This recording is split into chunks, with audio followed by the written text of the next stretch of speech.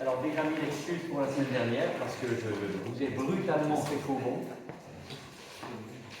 Donc c'est vraiment pas bien, j'ai dormi toute la matinée, voilà.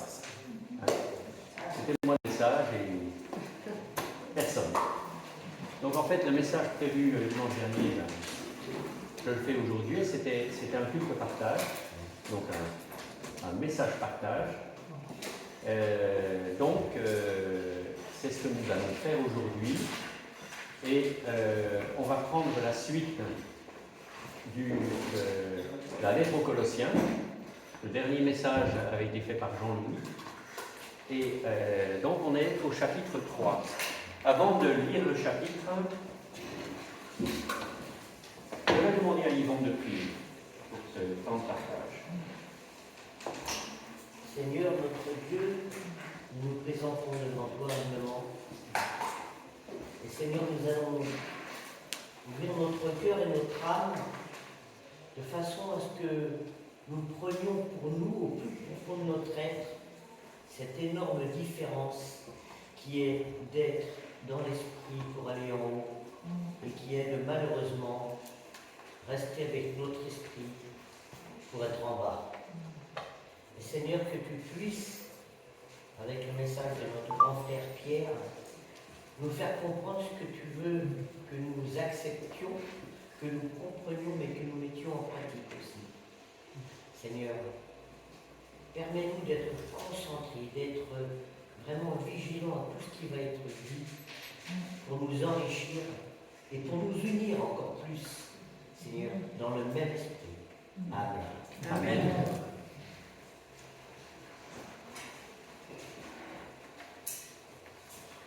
Alors, avant de lire le passage, je vais donner, pour qu'on se remette sur les rails, quelques mots sur ce qui précède le chapitre 3.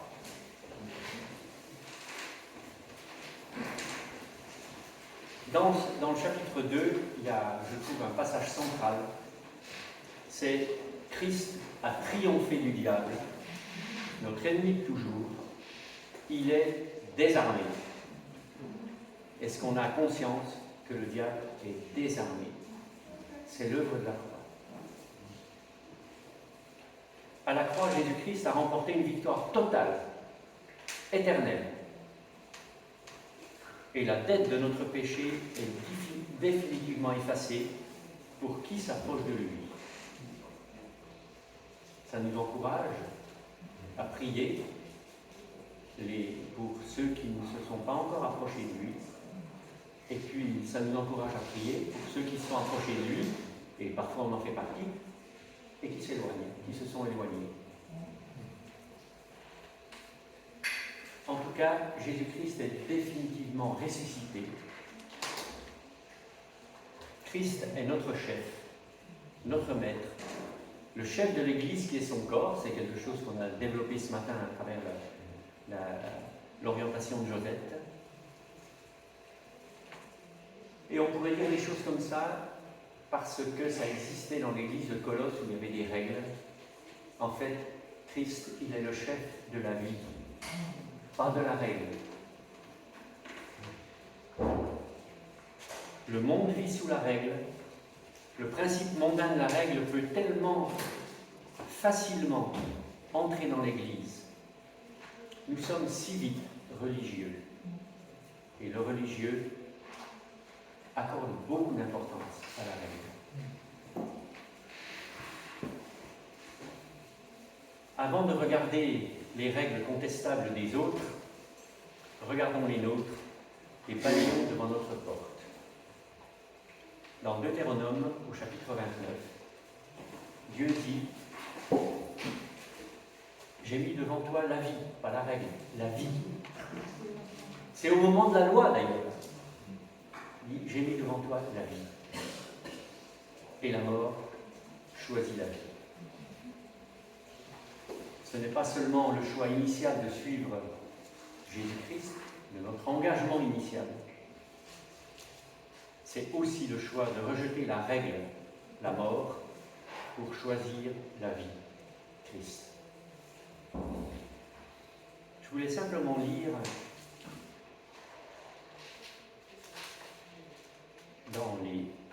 un verset dans les versets qui ont précédé, qui a été donc, ces versets ont été traités par Jean-Louis.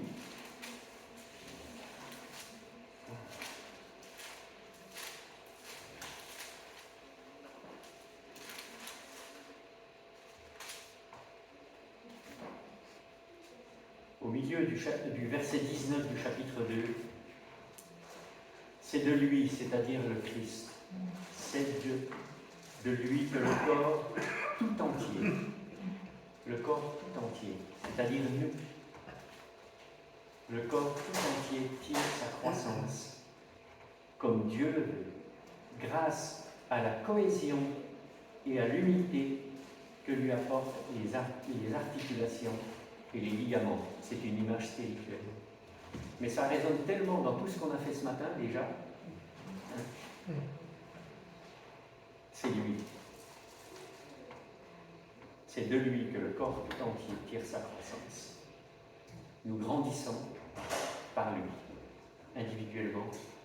Et ici, l'accent est mis sur le fait de grandir ensemble. Alors que ce moment de partage, eh bien, encore nous fasse grandir un petit peu. Si on prend un centimètre spirituel, c'est déjà pas mal. Donc, je vous encourage à partager. Et on va donc lire dans le chapitre 3, les versets 1 à 11. Est-ce que tu peux afficher voilà.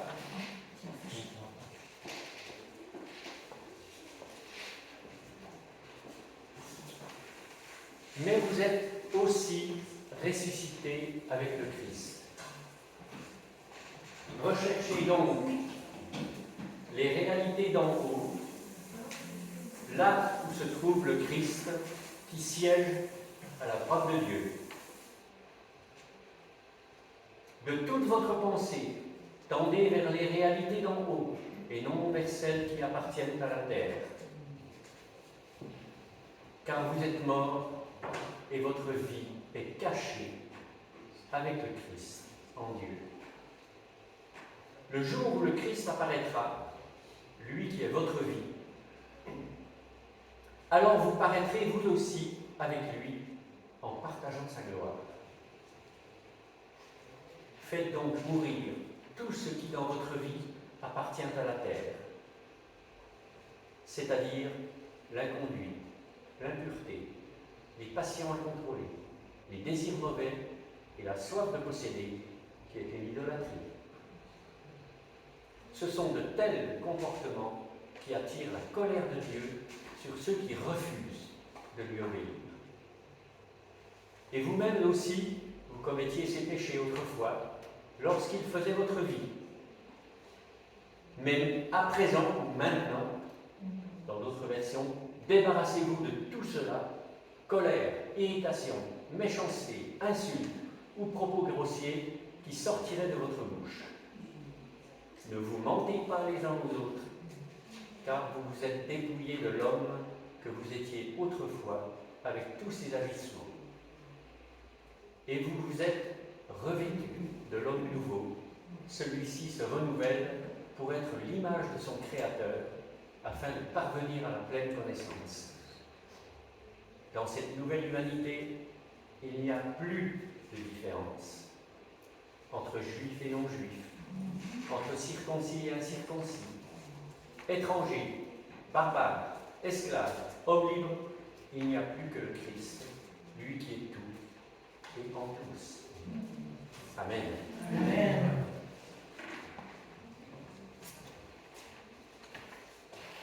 Ce passage est d'une richesse extraordinaire.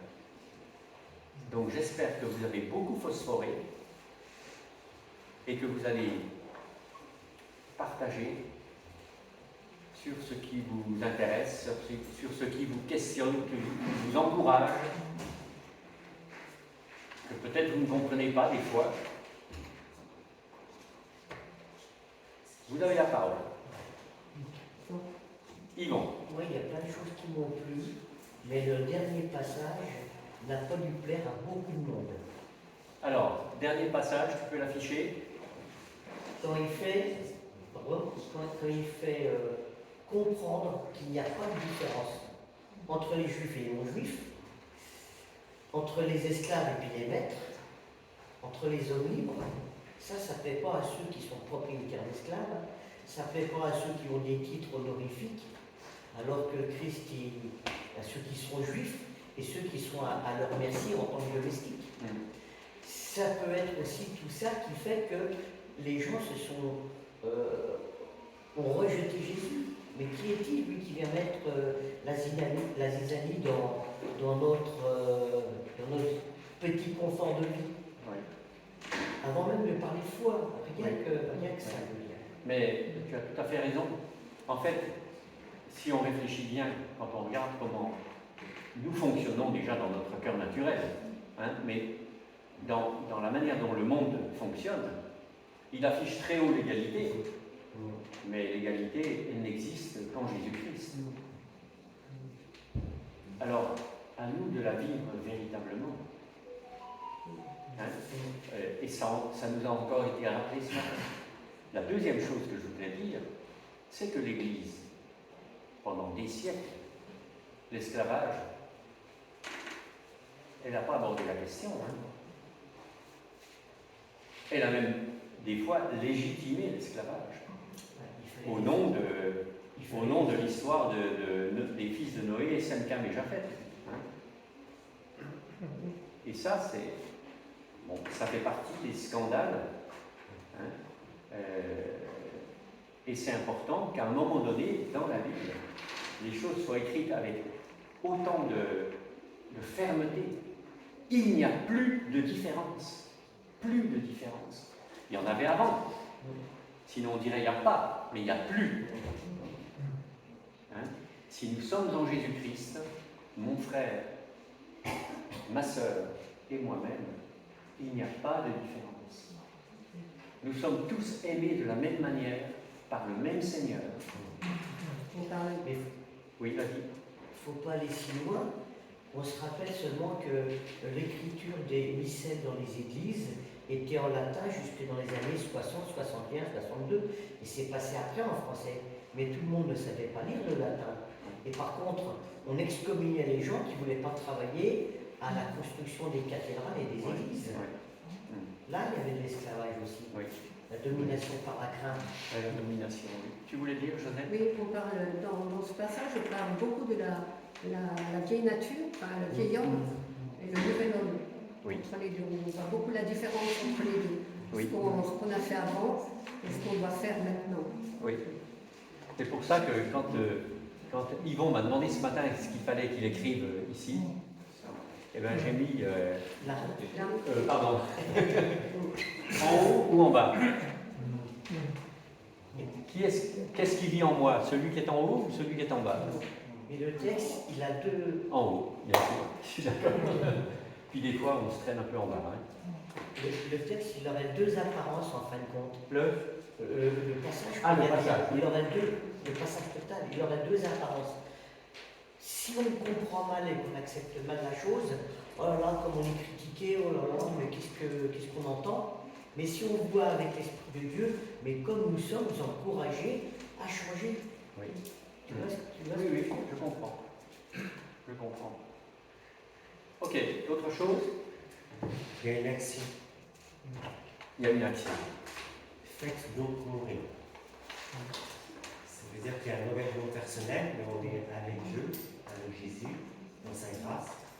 Et cette action, elle nous appartient. Le faire-tu est quelque chose d'important. Dans le sens où je me laissais facilement entraîner par mon ancienne nature. Ouais.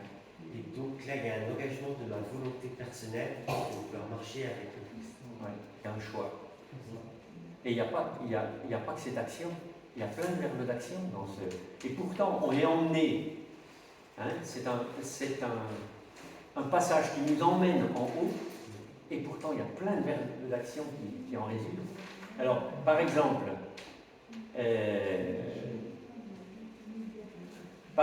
dans le verset.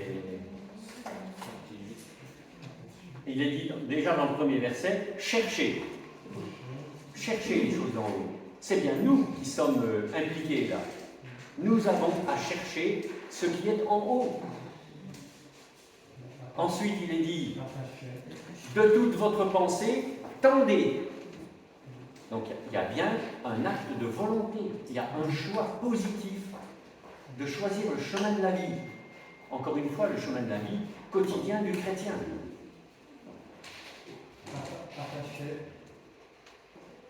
Attachez-vous. Hein,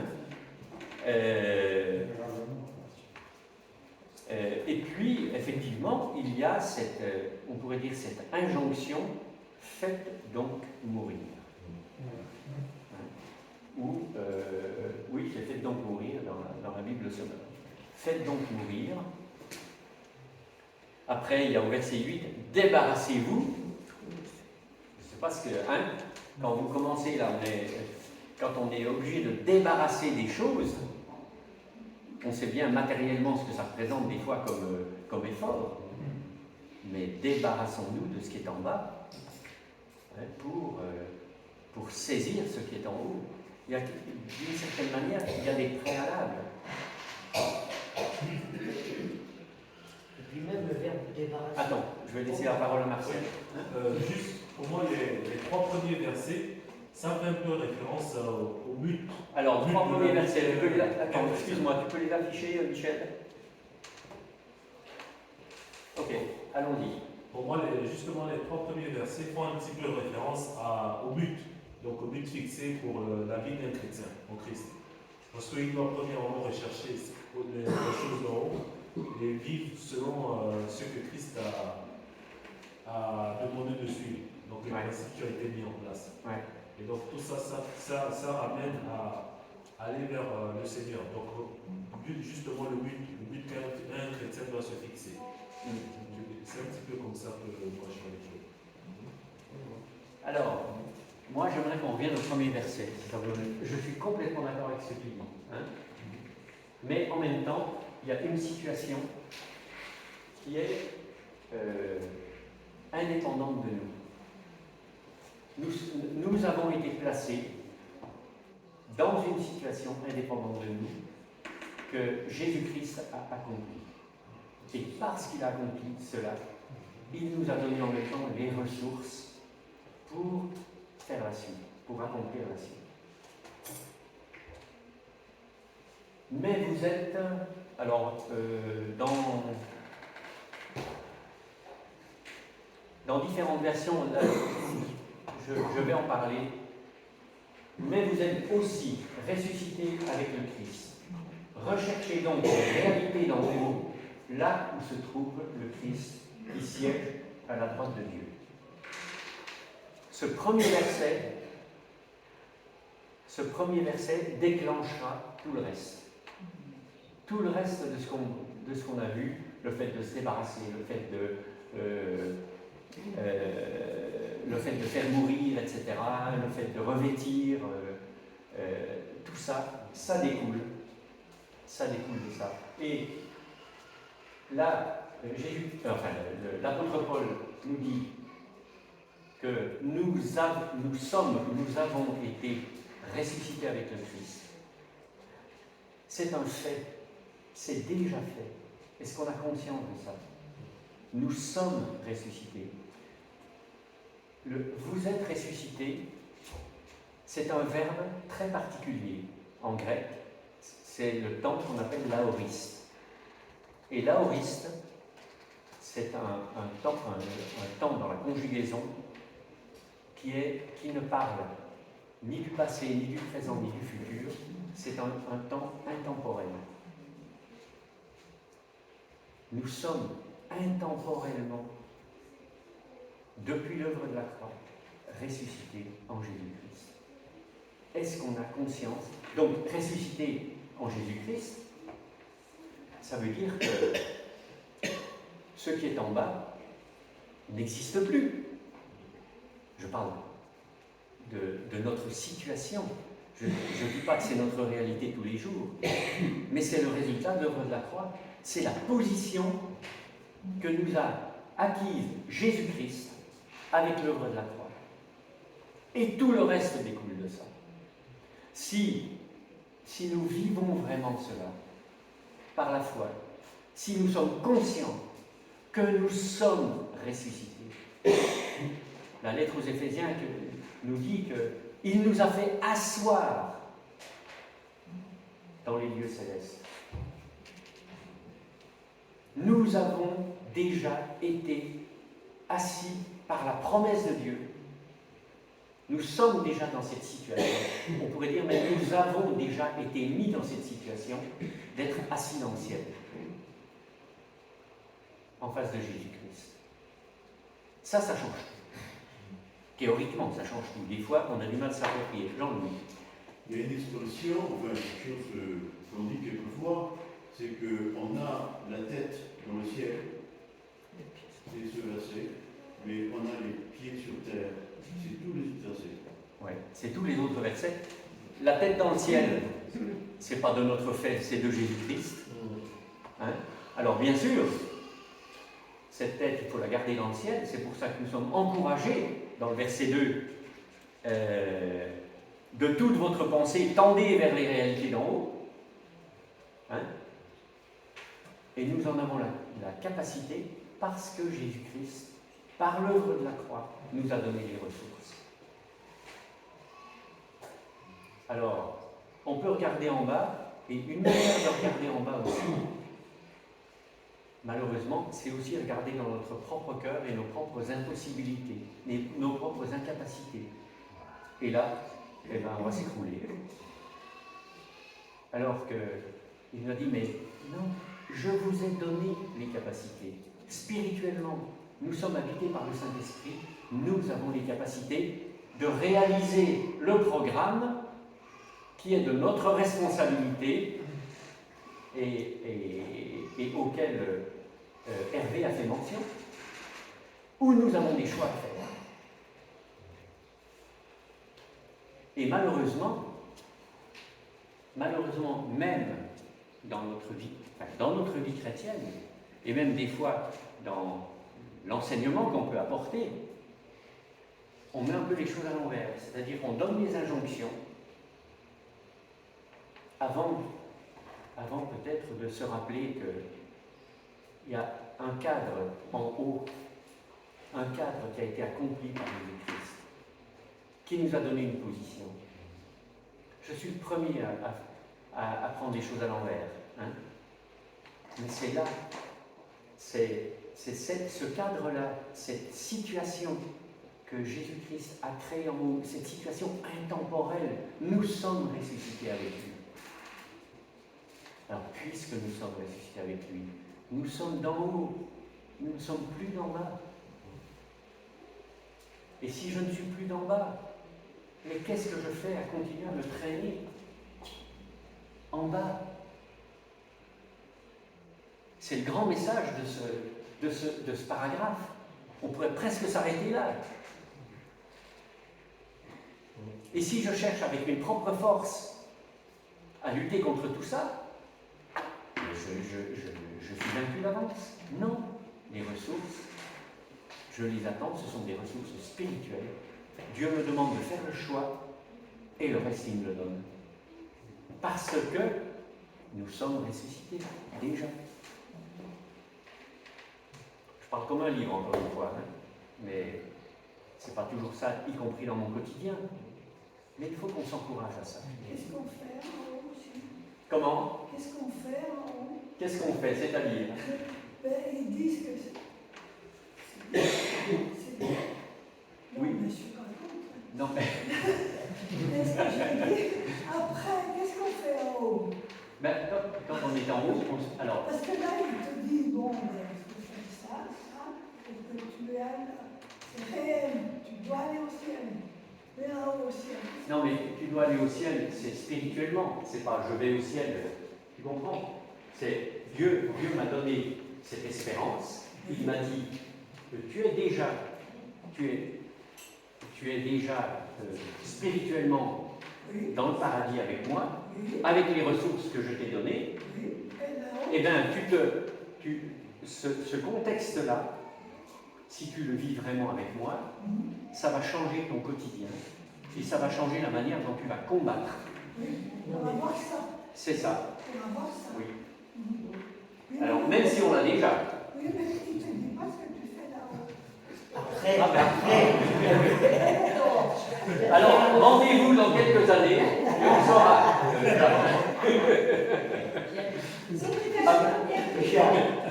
Juste pour répondre à Jeanne, je ne me souviens plus du verset, il y a un verset qui dit au ciel, vous serez comme des anges. Donc, Ah oui.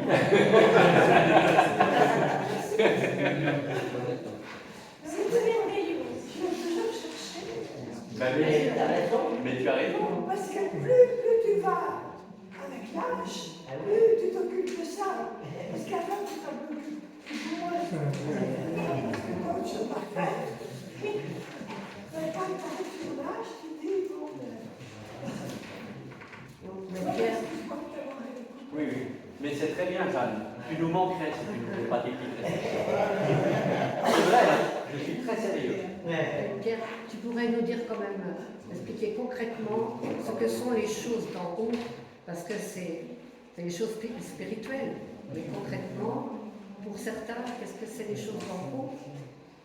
Alors, Attachez-vous aux choses d'en haut, mais ça peut être vague, les choses d'en haut. Ce sont des choses spirituelles. alors, moi j'ai ma petite idée, mais j'aimerais que le groupe réponde. Je pose une question au groupe, c'est un partage, et j'aimerais bien. Vous avez entendu la question de Joseph? C'est quoi les choses d'en haut? D'en haut. oui, ça peut. Hervé, Moi, c'est- après je te laisserai la parole, Victorine. Chercher premièrement le royaume de Dieu. Donc les choses en haut, c'est le royaume de Dieu. Ça implique ça monte sur la montagne, la justice, l'amour, la paix. Il n'y a plus de douleur, il n'y a plus de... Chut, on ne s'interrompt pas là. Pardon. Est-ce que tu peux parler un peu plus fort, Je sais pas. Hervé? Je t'y invite. Chercher premièrement le royaume de Dieu. Donc les choses en haut, c'est le royaume de Dieu. Et le royaume de Dieu, c'est la justice, c'est l'amour, c'est la paix.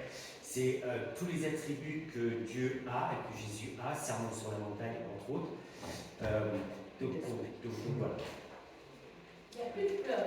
Il n'y a plus Oui, il y a plus de pleurs, oui. il n'y a plus de maladie. Il n'y a plus de souffrance. Oui, mais ça, c'est Alors, grâce attendez. Là, on est en train de mélanger, je pense. Enfin, mélanger. C'est un peu abrupt quand je dis ça. Mélanger deux choses. Le fait que sur la terre, nous avons à vivre effectivement le royaume de Dieu, comme l'a dit Hervé, et nous sommes des citoyens. En appartenant à Jésus-Christ, nous sommes des citoyens du royaume de Dieu. Et en tant que citoyens, nous avons un roi, c'est Jésus-Christ. Hein, et en particulier, dans le sermon sur la montagne, il a dit des choses extraordinaires sur les règles du royaume de Dieu. Aimez vos ennemis. Bénissez ceux qui vous Hein, bénissez ceux qui vous maudissent. priez pour ceux qui vous Donc là, on comprend tout de suite, dans ce cadre-là, qu'on en est incapable. Donc on a besoin des ressources de Dieu. C'est pour ça qu'il faut qu'on puise auprès de Dieu les ressources pour aimer notre ennemi et pour prier pour ceux qui nous persécutent. Alors nous, on ne souffre pas beaucoup de persécutions, hein, mais il y en a d'autres, c'est beaucoup plus compliqué. Ok, d'autres réponses? Victorine, oui, excuse-moi, j'avais oublié que tu avais... La chose de là-haut aussi, la connexion avec Dieu, c'est-à-dire la prière, avoir lui prier Dieu, c'est important. L'adorer véritablement, sans attendre de lui qui nous donne le matériel, sans attendre de lui qui règle un problème. L'adorer lui-même d'abord pour ce qu'il est pour nous. Ça fait partie des choses de là-haut aussi. Se connecter avec lui. à chercher les dons spirituels, comme on dit, la libéralité, chercher l'amour du prochain, ne pas demander plutôt vraiment le matériel, l'argent, les trucs comme ça. Voilà. Alors, vraiment, je trouve ça très intéressant ce que tu viens de dire, Victorine. Moi, je l'aurais dit autrement, mais j'aurais donné un peu ce type de réponse. C'est d'abord les choses d'en haut, pour y accéder, c'est pour y accéder alors qu'elles sont déjà à nous. Nous sommes d'accord, hein, on l'a déjà dit depuis le début, mais c'est une question de relation, c'est une question de communion. Et je trouve intéressant que tu fasses mention de la prière, hein, parce que c'est une connexion avec Dieu. Comment on vit notre vie de prière? Je suis le premier, quand je dis je vais prier, alors tout de suite, j'ai quelque chose d'autre à faire. Hein? Et trop souvent, je vais d'abord faire cette chose-là, alors que là, je me trompe de chemin. Et moi, je me souviens encore, je l'ai déjà dit une fois, mais je le répète, je me souviens d'un message d'Hervé, il y a quelques mois, qui nous a encouragés à passer du temps avec Dieu. Passer du temps. On est trop souvent speed, hein, et on ne prend pas le temps d'écouter Dieu. Et si on passe du temps dans la prière, dans la louange, dans l'écoute, dans la simple écoute, je me tais et j'écoute Dieu. Dans la lecture de la parole, parce que c'est par sa parole qu'il nous parle aussi. Si on passe du temps, alors je vous assure, enfin, je nous assure, parce que je me mets dedans, hein, notre quotidien va changer, nos combats vont changer. Si j'ai un combat, je lui remets le combat, en lui disant « donne-moi les ressources ». C'est ça, nous sommes ressuscités, vivons dans un cadre aussi concret que ça, vivons notre vie de résurrection par la prière, par la louange, par la lecture de la Bible, par ce temps que je passe avec Dieu. Alors j'ai l'impression de faire un cadeau à Dieu quand je passe du temps avec lui, mais non, c'est lui qui me fait les cadeaux. Tu voulais dire? J'avais lu une fois quelqu'un qui disait « Par ma prière, je parle à Dieu, par ma lecture de la Bible, il me parle. » Oui. Mais ça, super. C'est vrai, mais par la prière, il peut nous parler aussi. Oui.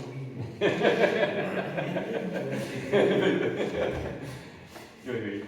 Mais c'est très juste, il n'y a pas de souci. Donc, c'est important. Alors, non, vas-y. Bruno, je me trompe. Il y a aussi cette notion de mourir à soi-même. Dans tout ça. Oui. Il y a un choix. Oui. Chercher des choses en haut, c'est pas naturel. Notre nature, et le but, c'est volontairement de mourir à nous-mêmes. Est-ce que tout le monde comprend ce que ça veut dire mourir à soi-même? Il y a un combat entre notre nature et puis après, c'est à nous d'aller chercher ces choses-là en haut. Oui, je répète ma question. Est-ce que tout le monde comprend ce que ça veut dire mourir à soi-même? Moi, je trouve que je pense vraiment la Bible, c'est dans le sens où la notion de combat, et moi, je trouve presque que c'est accablant.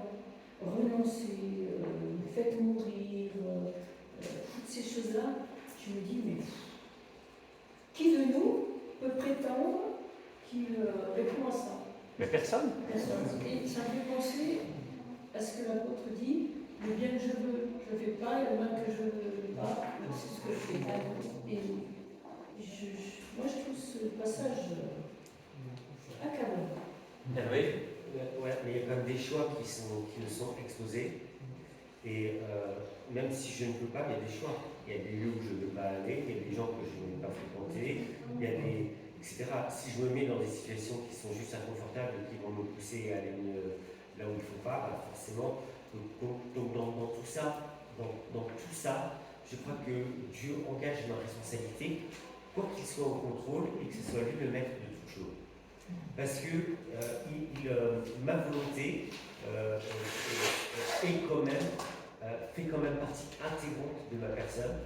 Et il ne va pas, il va pas écraser ma personnalité, ma personne et ma volonté. Et dans le choix d'aimer, parce que dans le choix d'aimer, Dieu nous donne un choix. Et pourtant, je dis ça, il faut savoir, pour ceux qui savent ce que c'est d'être calviniste, je suis un calviniste convaincu.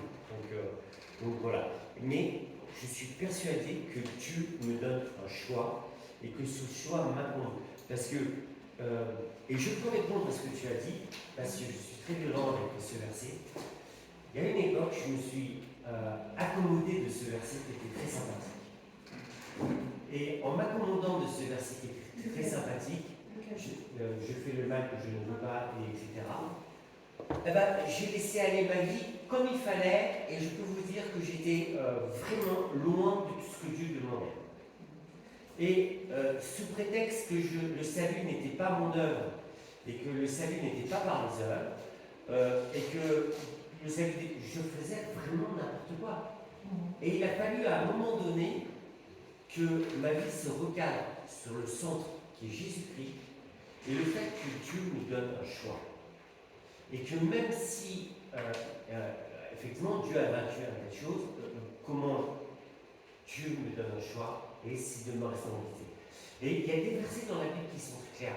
Le mal est appuyé à ta porte, toi domine sur nous. Et même si c'est dans l'Ancien Testament, ça s'impose encore à moi dans le Nouveau Testament. Je suis sauvé par la grâce. Mais Dieu me demande, par ma volonté, une certaine responsabilité. Et d'abord, c'est une marque d'amour. Aimer Dieu. C'est aller vers Dieu. Et tout ça n'est pas dans ma nature, je le reconnais. Mais c'est quand même ma volonté. Seigneur, pardonne-moi parce que j'ai péché.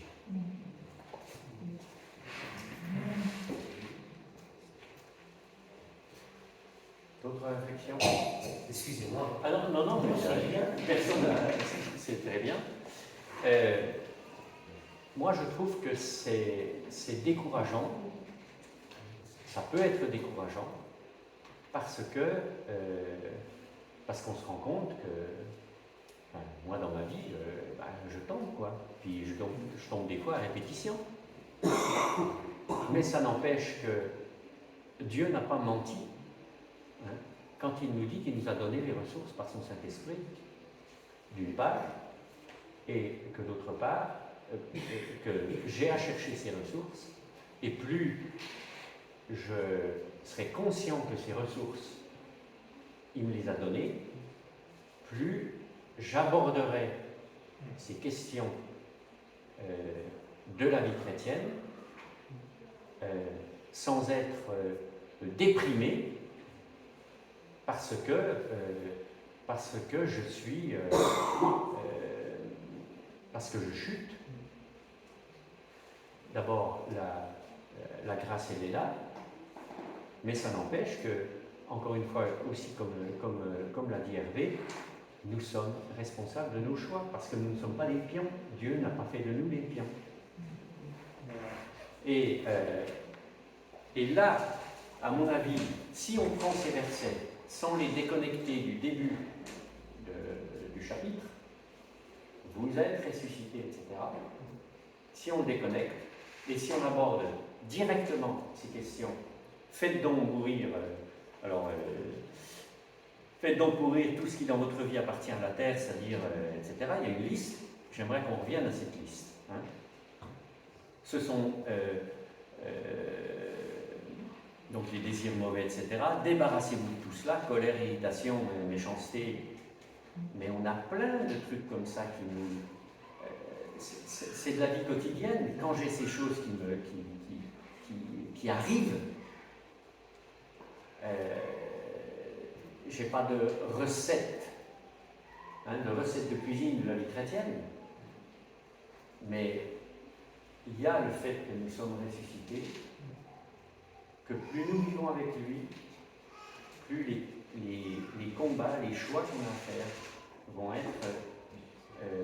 être mis en route dans notre vie. Mais notre chair nous accompagnera jusqu'à la fin. Hein? Alors attendez, là, il y a 3 mains qui se lèvent, il faut que je fasse des choix. Jean-Louis, puisque tu n'es pas beaucoup intervenu. La compréhension que j'ai des choses d'en haut, c'est tout ce que j'ai compris de toutes les promesses qui sont dans la parole de Dieu. L'amour de Dieu, la grâce, tout ce qui a été l'œuvre de Jésus-Christ sur la croix, le fait qu'il nous attend au ciel. Pour moi, c'est tout ça, les choses d'en haut. C'est un ensemble de promesses, d'informations, de façons de comprendre Dieu, de comprendre Jésus-Christ. C'est pour ça que je dois connaître la parole de Dieu, que je dois me nourrir des prédications et tout ça. Pour moi, c'est un ensemble, tout ça, les choses en haut. À partir de là, il y a la vie chrétienne. Il y a la vie chrétienne, et puis tout ce que je sais, j'ai envie de le mettre de l'appliquer. Et puis, paf! Eh bien, je chute. Alors ça me rappelle Abraham. Dieu lui a dit, je vais te bénir, je te fais des promesses. Et Abraham a accepté ses promesses, il a accepté ce que Dieu lui a dit. Comme nous, avec toutes ces choses en haut. Et Abraham, regardez sa vie. Il y a eu des hauts, il y a eu des bas. Il y a eu des victoires, il y a eu des échecs. Et pourtant, il a fait ses promesses de Dieu. Et puis il est dit partout que c'était un homme de foi. Il est notre Père. Il a fait une foi extraordinaire. Il a fait des choses extraordinaires. Il vivait dans les choses d'en haut. Et puis, après, il est comme nous. Nous sommes comme lui. On marche, on glisse, on nous fait glisser, mais on se relève tout de suite. Et on dit, Seigneur, voilà, je suis tombé. Et je pleure parce que je suis tombé. Et je ne suis pas bien. Seigneur, je veux repartir sur les choses d'en haut. Et hop, on redémarre. Et toutes les choses qui nous retiennent sur la terre, c'est faites mourir, renoncer, à tel point qu'on nous parle un peu plus loin de changer de vêtements.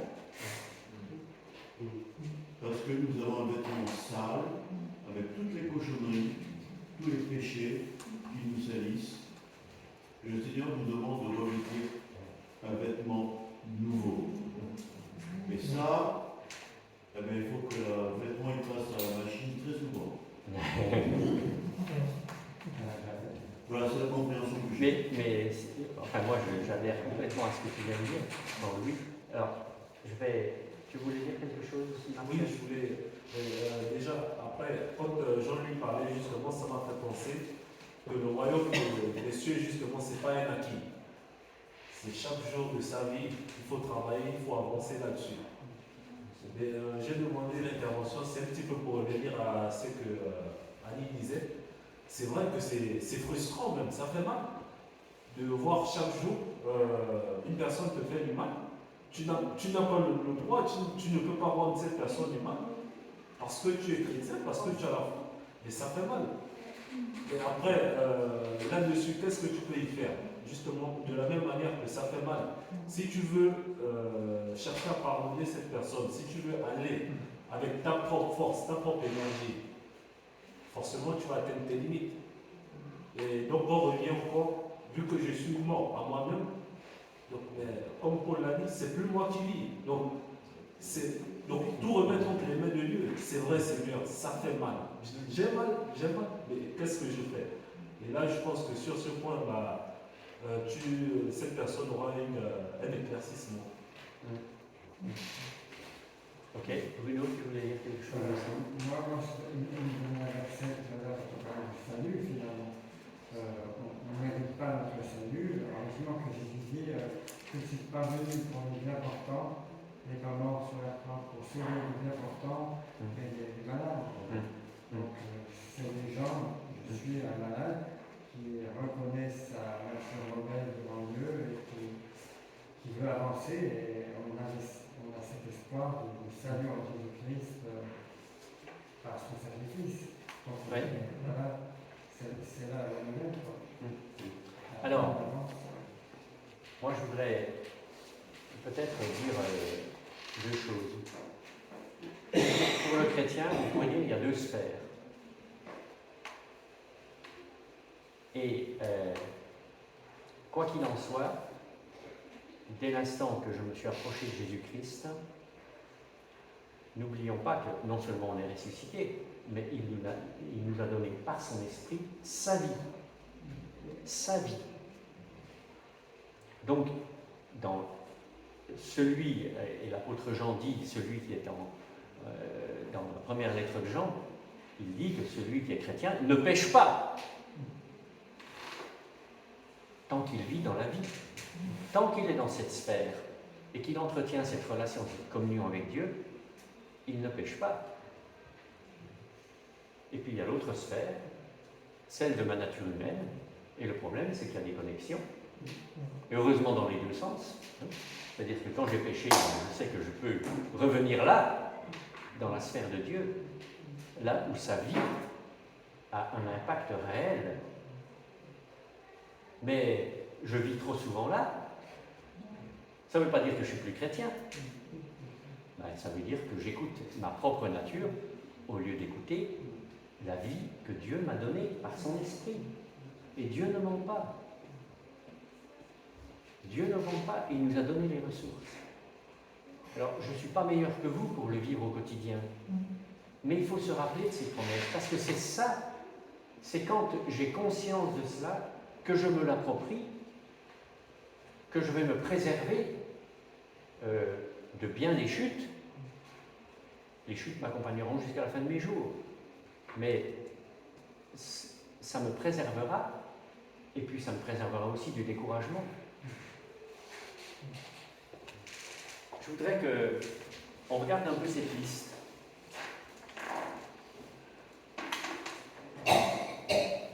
Faites donc mourir les membres qui sont sur la terre, l'impudicité,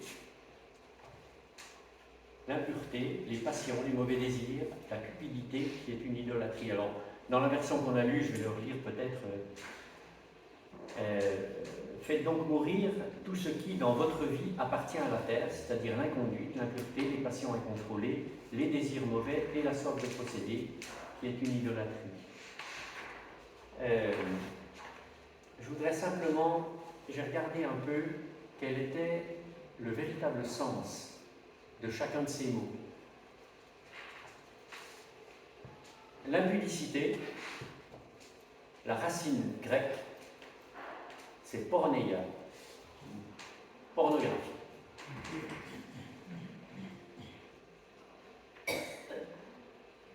Ça, c'est aussi un sujet de combat, je pense particulièrement pour les hommes ou les jeunes gens.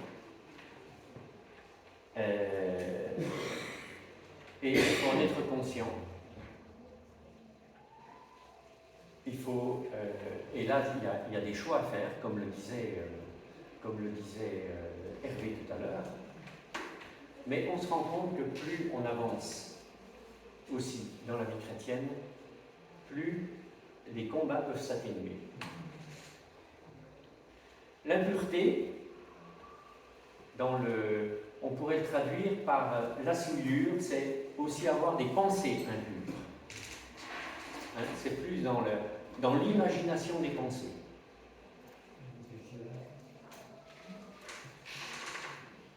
Les passions, la racine qui a été traduit par passion, c'est pathos. Et pathos, c'est la maladie. Ça veut dire que c'est une forme d'addiction. On est passé à un cran au-dessus, de fréquenter. La fréquentation, elle est déjà pas, évidemment, c'est déjà condamnable.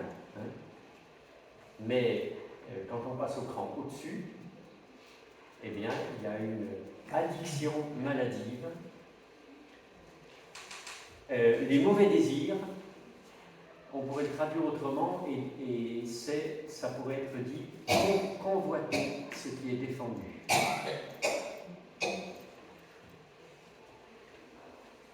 Et puis la cupidité, c'est le désir insatiable de posséder. Alors, on pense souvent aux riches quand on parle d'eux, mais on peut être pauvre et avoir un désir insatiable de posséder aussi. Donc, il faut se méfier, et quand même, dans toute cette liste, curieusement, on pourrait dire le point d'orgue, c'est celui-là. C'est qualifié d'idolâtrie. Ça nous rappelle le passage de Jésus qui dit « On ne peut pas aimer Dieu et Mammon, le Dieu des richesses ». C'est sans doute un des plus grands pièges dans lequel l'homme et le chrétien potentiellement peut tomber.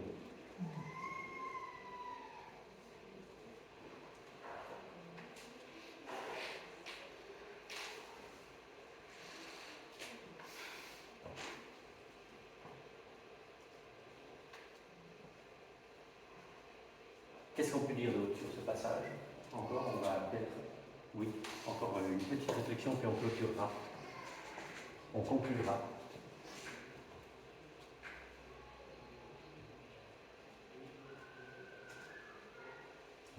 Oui.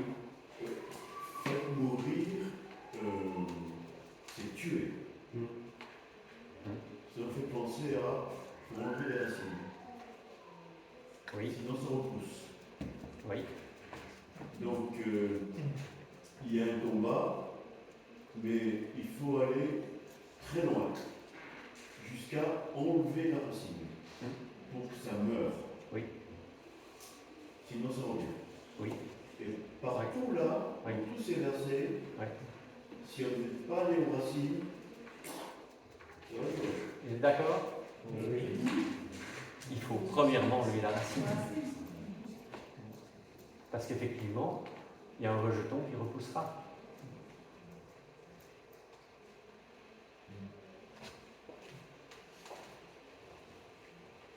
Et c'est pour ça qu'on n'a pas, en dehors du choix, parce que là, encore une fois, je reviens aussi sur ce que disait Hervé tout à l'heure, la responsabilité du choix. Nous avons la responsabilité de choisir d'enlever la racine. Les ressources naturelles, nous ne les avons pas. Nous ne savons.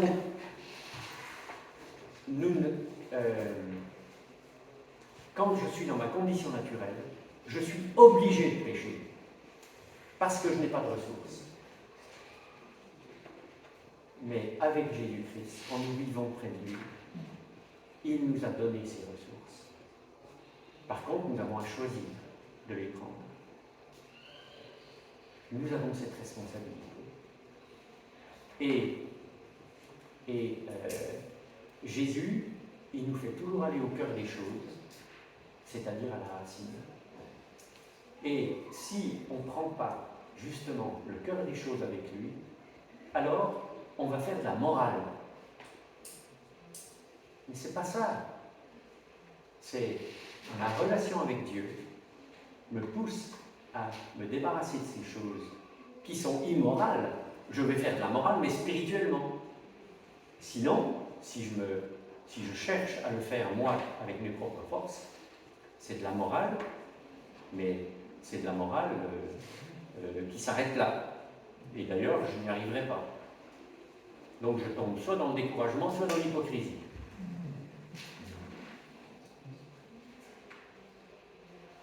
Bon, on va s'arrêter là. ne suis pas sûr qu'on ait tout vu dans ce passage, hein, mais on a vu des choses très importantes. Qu'est-ce que je retiens? Alors moi, je vais vous dire ce que j'avais noté, mais en fait, on peut dire d'autres choses. Je vais vous dire, et puis vous ajouterez ce qui vous paraît important. Premièrement, Christ m'a donné la vie, la sienne. Et cette vie, elle vit en haut. J'ai à choisir la vie en haut. J'ai à faire un choix clair. C'est ma responsabilité devant Dieu. Quand je l'ai choisi, Christ me donne les ressources spirituelles pour la vivre. Il me demande aussi, troisièmement, de quitter tout ce qui est de mon ancienne vie, qui est un fruit pourri, et qui est le résultat de ma rébellion que je pourrais qualifier de congénitale. Et puis, quatrième point, il m'a donné un beau costume qu'il m'invite à revêtir, qui me permet de marcher, de grandir, et aussi de voir le beau costume de mes frères et sœurs. Est-ce que vous voulez ajouter un point qui vous a paru important? Parce que je ne prétends pas avoir le tout. C'est un résumé, donc...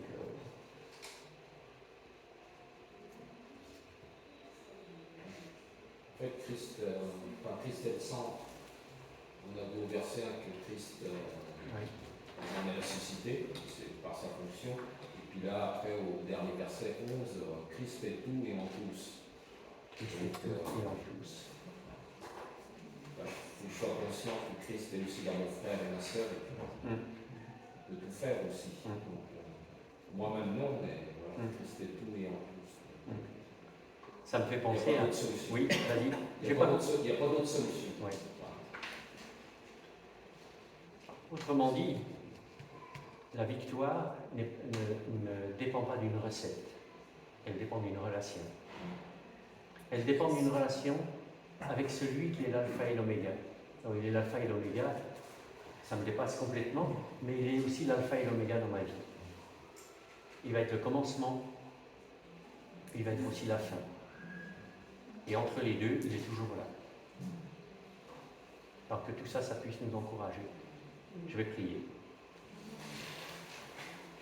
Seigneur, nous te bénissons pour ce temps de partage. Nous te bénissons pour la simplicité avec laquelle nous avons pu exprimer nos remarques, nos questions, nos difficultés dans notre vie chrétienne de chaque jour. Et Seigneur, nous avons tous